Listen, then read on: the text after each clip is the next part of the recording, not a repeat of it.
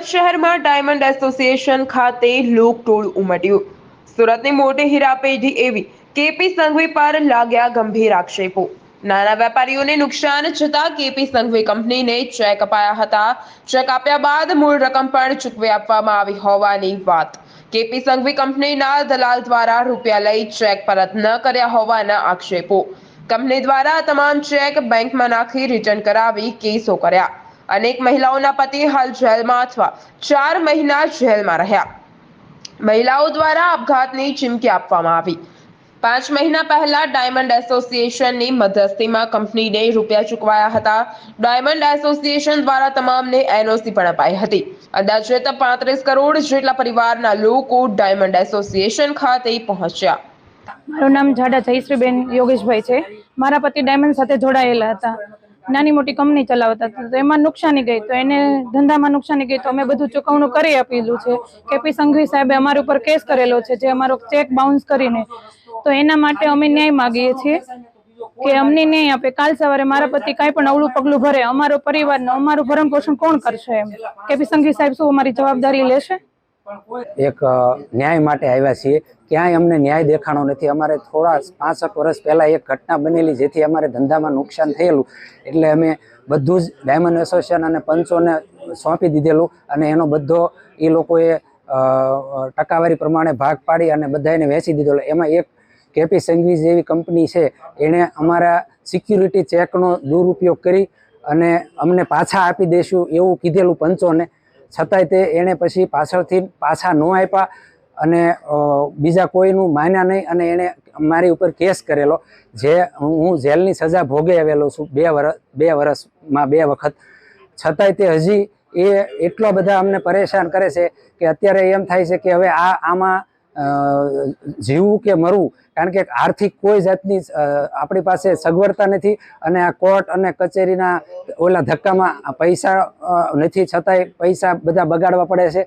અને અત્યારે એ જો ન્યાય અમને અહીંયા અપાવીએ કે ડાયમંડ એસોસિએશન અને પંચો અને આ બધા સમાજના અગ્રણીઓ, તો અમારી છેલ્લી ટ્રાય છે કે ભાઈ ખરેખર એક ભૂલ કર્યા પછી માણસને મોકો મળતો હોય તો, બાકી મને એવું લાગે છે અત્યારે કે આ એવડો બધો પ્રશ્ન છે કે કોઈ આવા વ્યક્તિઓ જો માનવતાની દ્રષ્ટિએ તે કેપી સંઘવી જેવી કંપની એવું માને છે કે ભાઈ બસ તમને જેલમાં મોકલવા છે, અને ખોટી રીતે જે ધંધાના નિયમ પ્રમાણે એને બધું જ લઈ લેવા છતાં। મારું નામ ભીંગરાડિયા ઈલા દીપકભાઈ છે। મારા પતિ હીરાના ધંધા સાથે જોડાયેલા હતા।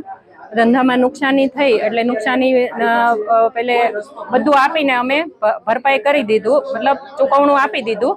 હવે ચૂકવણું આપ્યા પછી ત્યારે જ્યારે અહીંયા ડાયમંડ એસોસિએશનમાં જ અમે બધું આપી દીધું, તો અહીંયા જ ચૂકવણું થયું હતું। ચૂકવણું થયા ત્યારે એવી શરત મૂકવામાં આવી હતી કે એમની પાસે જે ચેક છે ને એ પાછા એ રિટર્ન કરશે। પછી એમણે ચેક રિટર્ન નથી કર્યા અને ચેક બાઉન્સ કરી અને અત્યારે કેપી સંઘવી છે એ કેસ કરે છે। આશરે 58 પરિવાર ઉપર કેસ કરેલો છે, અને એમાં અત્યારે અહીંયા 15 પરિવાર અહીંયા આવેલા છીએ। મારું નામ ગાબાણી અસ્મિતાબેન સંજયભાઈ છે। મારા પતિ હાલ જેલમાં છે 3 મહિનાથી, 4થો મહિનો ચાલુ છે।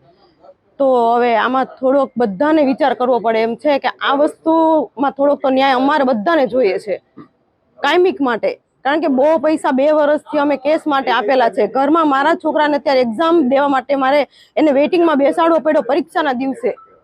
3 મહિનાથી જેલમાં છે, અને ધંધાનો નિયમ છે કે ચૂકવણું કે સમાધાન થયા પછી કેસ કરાતો જ નથી।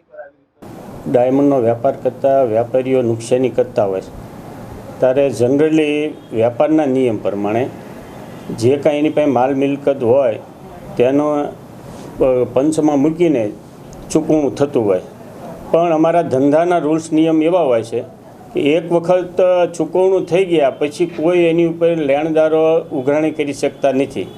તો આ કેસમાં એવું છે કેપી સંઘવીના કેસમાં કે એની ચૂકવણું લઈ લીધા પછી ચેક એડવાન્સ લીધેલા હોય એના આધારે કેસ કરેલા છે, અને કોર્ટ મેટર બનેલી છે, અને ઘણા લોકોને એમાં સજા પણ થયેલી છે। એટલે અમને ડાયમંડ એસોસિએશનમાં એ રજૂઆત કરવા આવ્યા કે ચૂકવણું લીધા પછી આ કેસ કરે એ ડાયમંડના રૂલ્સ નિયમ પ્રમાણે વિરોધમાં કહેવાય। એટલે અમારા પરિવારનું ખૂબ કફોડી પરિસ્થિતિમાં મુકાઈ ગયા છે, તો આમાંથી તમારે કોઈ રસ્તો કાઢવો જોઈએ, એ માટે રજૂઆત કરવા આવેલા છે। કેટલા પરિવાર છે? ટોટલ 27 પરિવારો અત્યારે અહીંયા રજૂઆત કરવા આવેલા છે. જે તે સમયે એની નુકસાની કરી હોવાથી હીરાની ભાષામાં, ડાયમંડની ભાષામાં એનું ઉઠમણું કહેવાય એવા 27 પરિવારો આવ્યા છે અહીંયા.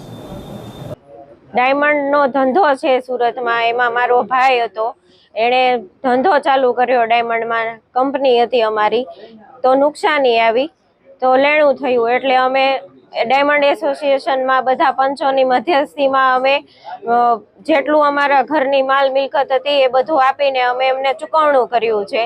પંચે બધું સ્વીકાર્યું છે, એ લોકોએ સ્વીકાર્યું છે. પછી પાછળથી લઈને પછી કેસ કર્યા છે. અત્યારે અમારી પાસે કંઈ જ નથી. કેસ લડવા માટેની પણ કોઈ જાતની કિંમત કે એવું ઘરમાં નથી. અમારા ઘરમાં કોઈ જાતની એવી પરિસ્થિતિ નથી કે અમે આગળ જઈએ એમની પાસે. એમને મનાવીએ છીએ તો કોઈ માનવા તૈયાર નથી. અમે અત્યારે નરેશ સિમરણ, મહાદેવ ન્યૂઝ, સુરત.